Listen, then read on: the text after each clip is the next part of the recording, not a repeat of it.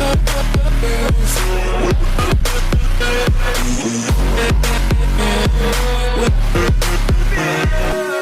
good morning mga chong. So ito, punta tayo ulit ng CHENMOTO.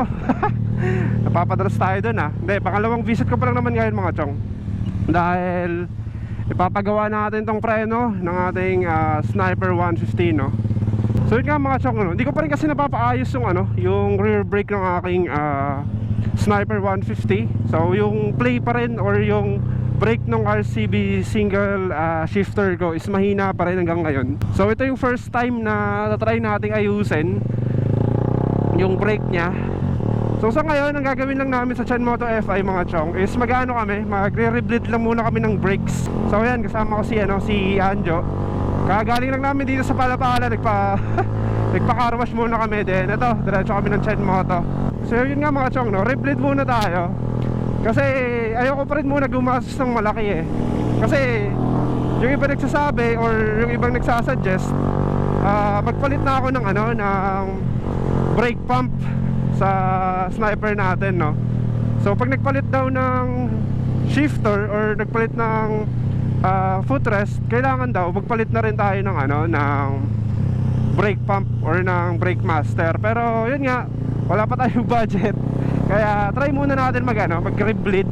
Pero nag-bleed na kami mga chong eh. Kung in-install namin to, kung napanood nyo, nag-bleed na kami ni Bad Trip Moto. Pero ito, try lang namin ulit mag-rebleed para hindi ganun or hindi masyadong malaki yung gastos.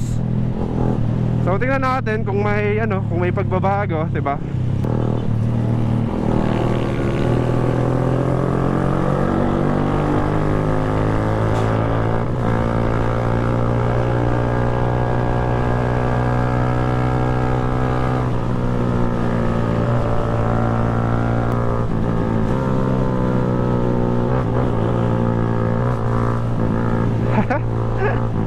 Sana wag umulan.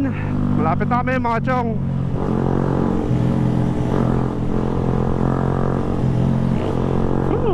Nagtanggal din ako mga chong ng ngayon eh. Nagtanggal din ako ng silencer ng motor. Kaya medyo maingay tayo ngayon.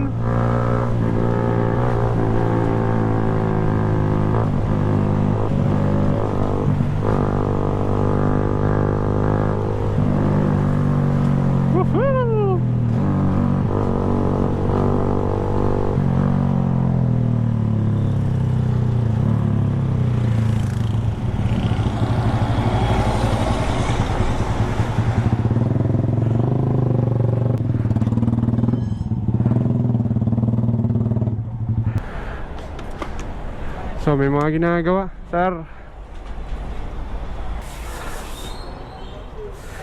So ito na kami mga chong, CHENMOTO FI. So ito, tara pagawa na natin yung brake natin.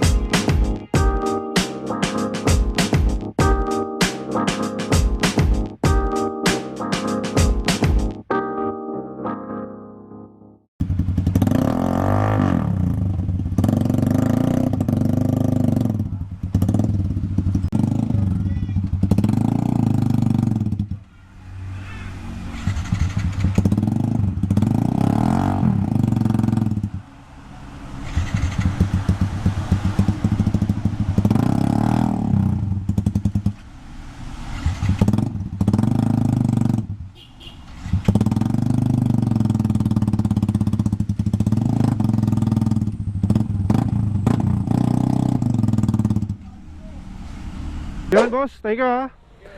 Next time. Hindi ka ba namin? Wala, meron ba? Meron! Yun no. Boss kayo, thank you ha. Salamat, salamat. Oo. Thank you, thank you. Yun, boss, thank you. Thank you boss. Oo.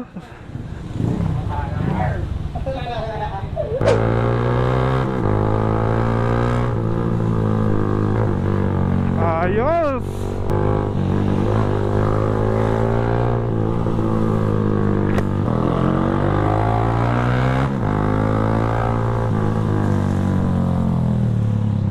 So ito mga chong, pauwi na kami ni Anjo. And good news mga chong, malakas na yung preno natin sa likod. So maraming salamat kay Boss Koy na nag-bleed ng motor natin. Ayun no, ramdam ko na yung pagbabago agad.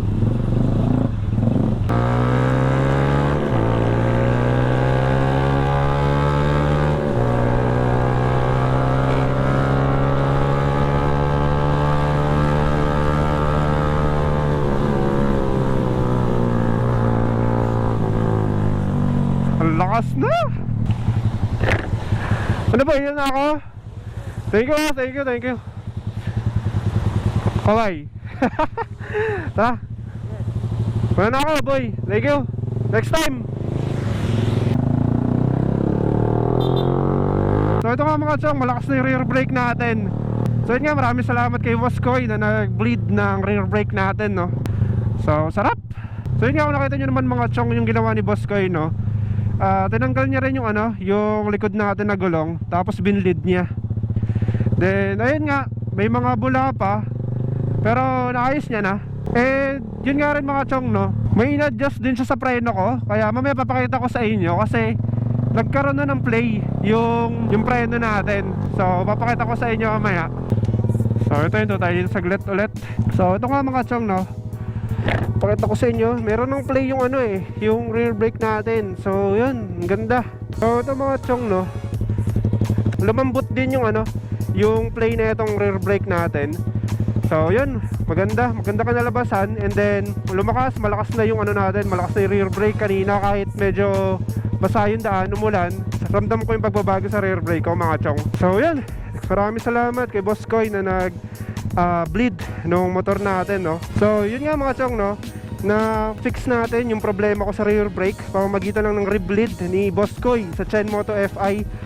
So kung gusto nyo magpa-bleed, mahina preno ng RCB single shifter nyo, punta kayo ng CHENMOTO FI. Hanapin nyo si Boss Koy, yun, bleed kayo ng brake. So recommended, very recommended. Grabe, galing. Then ayun, katulad nga rin ng sinabi sa akin ni Bad Trip Moto, hindi na kailangan din magpalit ng ng brake pump, kasi nung stock pa yung motor ko, malakas naman yung preno mga chong So yun nga, hindi na kailangan magpalit ng brake pump. So may mga konting adjustment lang. Then ayan, nag-rebleed lang. Ayun nga pala mga chong, i-share ko na rin sa inyo. So dito sa part na to ng ng shifter, saka dito nagdagdag lang kami ng ng washer sa likod. So dito 3 washer, and dito sa baba 2 washer, para lang ma-adjust yung yung brake pump. And then hindi siya masyadong nakaipit, so hindi siya masyadong nakadikit dito, kaya medyo may adjustment lang dito sa may brake pump natin. Eh yun nga mga chong, no, binaba rin ni Boss ko ito. Kung napansin nyo, nasa baba yung mga tornilyo. Yung nakaraan kasi mga chong, nakaangat yan. So yan, binaba niya, and then dinagdagan niya ng washer, 3 dito sa taas, and then 2 dito sa ilalim. So yan, kaya medyo lumambot din yung play ng natin, lumambot yung play ng shifter. And then yun, lumakas yung preno. So yun, hindi na ako kinakabahan sa rear brake ko, and malakas na siya. Grabe, sulit. So yun, very recommended. Punta lang kayo sa CHENMOTO FI, hanapin nyo si Boss Koy. Siya yung nag-bleed sa akin, so baka makatulong din sa inyo mga chong. Kaya punta lang kayo dyan mga chong. So bago ko tapusin tong vlog na to mga chong, magpapasalamat lang ulit ako kay CHENMOTO FI, kay Boss Archen na nandun, kay Boss Koy na nag-bleed ng motor natin, and kay Anjo na nakasama ko today.